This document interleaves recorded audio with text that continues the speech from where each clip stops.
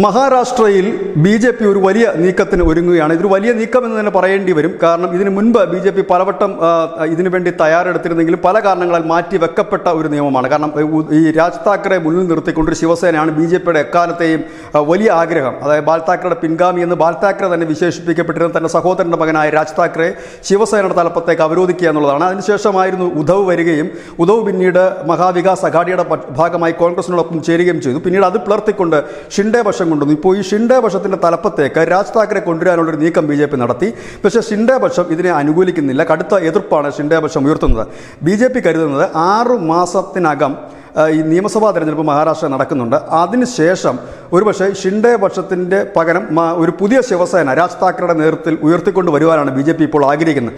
അത് ഈ ഷിൻഡെ പക്ഷത്തുള്ള ഈ ശിവസേനയ്യരും ഒപ്പം തന്നെ എം.എൽ.എമാരും ഒക്കെ അടങ്ങിയ ഒരു പാർട്ടി ആയിരിക്കും. ഇല്ലെങ്കിൽ ഷിൻഡെ പക്ഷത്തേക്ക് ലയിപ്പിക്കുകയായിരിക്കും. രണ്ട് പാർട്ടിയോട് ലയിപ്പിക്കുന്ന ഒരു ചടങ്ങായിരിക്കും. കാരണം ഷിൻഡെയെ സംബന്ധിച്ച് താനയ്ക്കപ്പുറത്തേക്ക് വലിയ വേരോട്ടം ഷിൻഡെ പക്ഷം ശിവസേനയ്ക്ക് ഇല്ല എന്നൊരു തിരിച്ചറിവുണ്ട്. നേരെ മറിച്ച് എം.എൻ.എസിന് എല്ലായിടത്തും അതിൻ്റേതായ വേരുകളുണ്ട്. ഒപ്പം തന്നെ രാജ് താക്കറേക്ക് ബാൽ താക്കറയുടെ അതേ പ്രസംഗ ശൈലിയും പ്രവർത്തന രീതിയുമാണ്.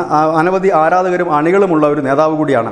ഏതായാലും എം.എൻ.എസ് നേതാവ് രാജ് താക്കറേക്ക് പുതിയൊരു പാർട്ടി, പുതിയൊരു ശിവസേന രൂപീകരിക്കുമോ, അതോ ഇനി ഈ ഷിൻഡെ പക്ഷത്തിൽ ലയിച്ച് ആ ഒരു ശിവസേനയായി മാറുമോ എന്ന് കാത്തിരിക്കാൻ ഒരുപക്ഷെ 6 മാസം കാത്തിരിക്കേണ്ടി വരും. 6 മാസത്തിന് മുമ്പ് ഈ ലയനം നടക്കുമോ എന്നറിയില്ല.